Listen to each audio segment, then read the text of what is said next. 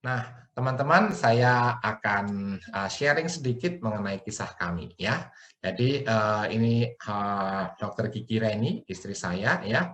Beliau pernah mengalami autoimun, yaitu jenis lupus yang sangat berat ya, sangat sakit ya. Tahun 2006 sampai tahun 2010 ya, 4 tahun. Nah, kenapa 4 tahun? Di masa 4 tahun itulah saya melakukan riset, teman-teman ya.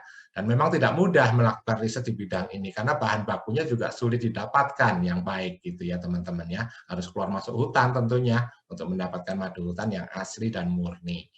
Dan teman-teman, kami bersyukur kepada Tuhan, ternyata melalui penemuan ini, yaitu fermentasi madu hutan atau honey wine ini, ternyata Dokter Kiki Reni boleh mengalami remisi ya. Dan saat ini juga sudah sehat tentunya. Ya, kami bersyukur pada Tuhan dan kami berdoa supaya banyak orang juga mendapatkan manfaat seperti yang telah didapatkan oleh Dokter Kiki Reni ini. Nah, teman-teman, saya akan tayangkan videonya secara singkat. Selamat menyaksikan.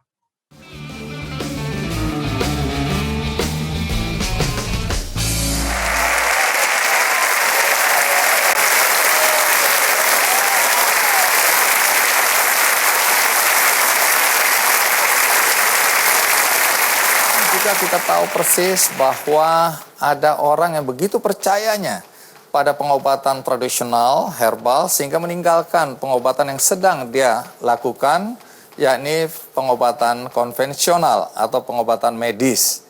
Dan kemudian meninggal. Nah, di satu sisi lainnya lagi, ada yang mengatakan bahwa dia sembuh karena pengobatan tradisional, pengobatan herbal. Nah, situasi seperti inilah yang membingungkan. Bagaimana kita menyikapi persoalan ini? Inilah topik kita kali ini. Dan tamu pertama, mari kita sambut Reni Limaga. Bu Reni, terima kasih sudah hadir, silakan duduk.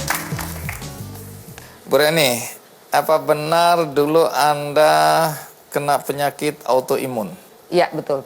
Mungkin sebagian penonton belum tahu apa itu autoimun. Bisa dijelaskan sedikit aja dengan bahasa populer. Autoimun itu sebetulnya suatu kondisi di mana sel-sel pertahanan tubuh kita bukannya menyerang benda asing yang masuk, tapi menyerang dirinya sendiri. Berbahaya atau tidak? Jelas berbahaya. Anda kena penyakit autoimun ini kapan persisnya? Saya kena autoimun itu 2006.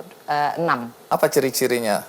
Tiap orang beda ya, cuman waktu itu saya sendiri, saya kenanya itu diawali dengan alergi di kulit, alergi yang parah sekali, dan kemudian berlanjut ke menyerang sendi-sendi, sehingga semua sendi-sendi sakit, bahkan ototnya dipegangnya sakit. Akibat lainnya apa? Akibat lainnya ya karena ini penyakit yang sangat menimbulkan kelelahan luar biasa, sedangkan saya harus kerja, nah itu sangat mengganggu. Lelah sekali, letih badannya. Autoimun itu bisa disembuhkan atau tidak? Jadi menurut yang saya tahu ya, saya sudah juga konsultasi dengan dokter imunolog. Beliau katakan bahwa sebenarnya autoimun itu tidak ada yang bisa sembuh total. Yang ada adalah istilah remisi. Remisi itu artinya kondisinya membaik tanpa harus minum obat. Tapi tidak menutup kemungkinan suatu hari bisa kambuh kembali kalau pola hidup itu kurang diperhatikan. Jadi sampai sekarang saya dengan kondisi seperti ini tidak harus lagi minum obat-obatan medis. Saya jaga aja kondisi lingkungan, stres, mind maupun fisik ya. Dan ada satu herbal yang saya minum. Nah iya, saya dengar gara-gara herbal itu ya, Anda kemudian kondisi tubuh Anda kemudian membaik. Iya, betul itu. Iya. Ramuan herbal apa ini? Lebih tepatnya saya minum suatu ramuan yang disebut sebagai fermentasi madu hutan. Fermentasi madu hutan. Madu hutan yang difermentasi. Siapa yang membuat ramuan ini? Suami saya, Pak. Kalau gitu nanti kita dengar langsung dari Sebaiknya suami begitu aja ya. Ya. Ini saatnya kita berikan aplaus yang meriah untuk Edi Kristianto.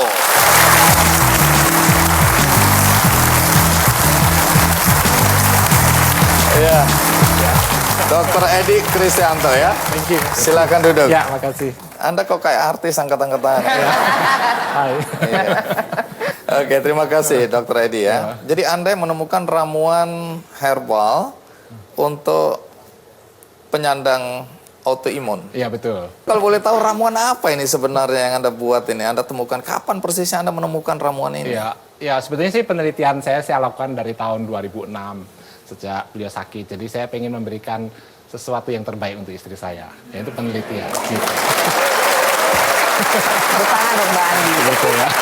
Nah, Bu Reni jangan terlalu percaya. Oh iya, Jangan terlalu percaya. 50%. 50, kalau lihat wajahnya 40%. 40. Oke, jadi Ya, Anda begitu lah. ingin Jadi- memberikan sesuatu untuk ya, kesembuhan untuk- istri. ini tiap malam ya nangis gitu ya, kesakitan badannya gitu ya. Nah, jadi Oh, bukan karena cinta. Ya. Anda merasa terganggu aja. ya iya juga sih. Motifnya harus jelas. Tapi terutama karena cinta. Oh, karena cinta. Iya. Gitu ya. Baik. Jadi Terus kenapa nggak Anda cari obat-obatan konvensional, obat-obatan kimia? Kenapa Anda terpikirkan lebih baik ke herbal? iya sudah itu. Oh, ini sudah dijalani. Sudah, iya. Karena begitu terdiagnosa autoimun, langsung diberikan obatan golongan metilprednisolon itu standar Oke. waktu itu MP metilprednisolon dari 4 mg sehari. Itu masih kesakitan terus naik-naik beriring berjalannya waktu. Dalam waktu berapa ya? 3 bulan, 4 bulan sudah 64 mili. Dari 4 mili. Jadi moon face, buffalo neck ini bengkak semua gitu kan. Ya memang bentuknya berubah, tapi ya saya tetap sayang juga sih. Ya, iya. Gitu. Ini terlalu banyak dusta di antara kita. Mbak Andi 40% ya. Sekarang saya rasa 30%. Oke, terus? Ya, jadi saya lakukan penelitian. Nah, menurut buku yang The Miracle of Enzymes itu kan karena masalah kekurangan enzim karena pola makan itu. Jadi kemudian saya temukan enzim itu ada di dalam madu hutan tuh. Itu pun tidak dari semua hutan di Indonesia. Dan kemudian saya dikenalkan oleh Ibu Unikasari oleh Ibu Evarianti Hutapea yang sudah menggeluti madu hutan dari tahun 2009 ya, sudah cukup lama waktu itu. Dan kemudian saya bisa mendapatkan madu hutan yang dari Kalimantan itu yang betul-betul pure, asli, diproses dengan standar yang sangat baik gitu ya. Dan dari situ saya teliti terus dan saya berikan ke istri saya nih. Cuma di situ paling kaya enzimnya, tapi nggak ada hasilnya. Oh. Udah saya berikan, mungkin kurang banyak gitu kali ya. Dia saya kasih lagi, tetap nggak ada hasilnya. Sekarang saya baru tahu motif yang sebenarnya. Anda ini cuma kelinci percobaan. Saya baru sadar bahwa ada sesuatu tuh yang menyebabkan enzim itu tidak aktif di tubuh manusia, namun hanya berfungsi di tubuh lebah begitu. Oke. Nah, jadi kemudian saya ingat waktu saya belajar di Jepang dulu, itu Tunggu, rupanya Anda belajar apa di Jepang? mengenai anti-aging, kemudian antioksidan, dan juga mengenai imunologi. Berkaitan dengan herbal ini. Berkaitan dengan herbal. Jadi ada ikatan lipoprotein yang menyebabkan itu tidak aktif, dan itu bisa diaktifkan dengan fermentasi. Jadi saya lakukanlah fermentasi dengan beberapa metode dan akhirnya ketemu tuh yang fermentasi madu hutan itu. Saya kasih ke Reni tuh. Dalam waktu 2 minggu itu semua gejala reda. Ibu Reni masih minum obat ini? Masih sebagai Mengkonsumsi. maintenance. Oh, untuk menjaga kesehatan Iya, ya. karena kan remisi, jadi bukan sembuh total. Jadi minumnya itu setiap hari? Setiap hari.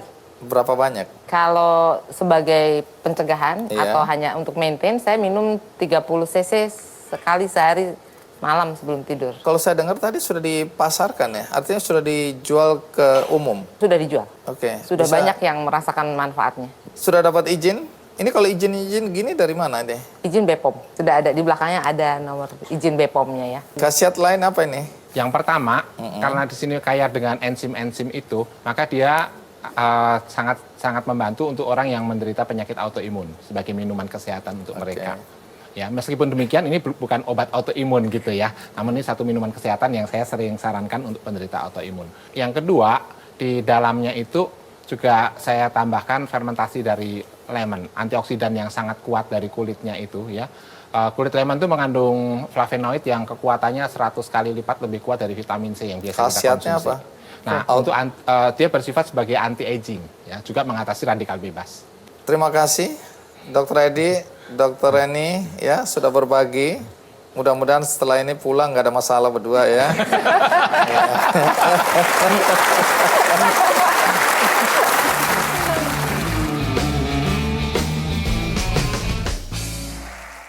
Nah, teman-teman, kita sampai pada akhir pembahasan dari sesi ini dan kita akan membahas sesi terakhir di video selanjutnya, yaitu mengenai doa dan harapan.